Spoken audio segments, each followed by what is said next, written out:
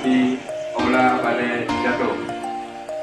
Jadi kami informasi kepada seluruh para alumni pengurus DPP yang telah dilakukan tadi itu dalam turun kita adakan raker di Aula Balai Jatuh atau Lampung Jatuh. Mungkin yang Mas berikan jalan, tolong dijaga, tolong dikawal, tidak ada yang berjalan kanan dan aku terlalu gelap. Silakan para tamu undangan, jamai-jamai kamu menuju ke meja yang akan nomor mana.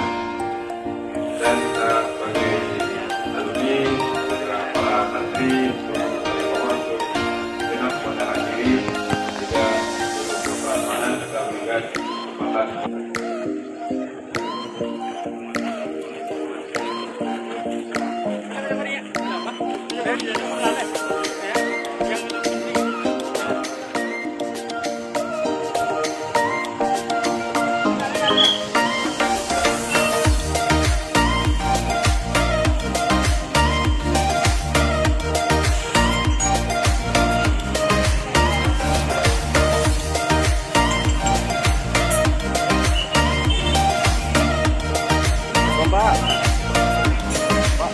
Tolong Pak, suruh RBT aja lah Pak. Pak lagi jaga jalan saya nih Pak, di Pekalongan.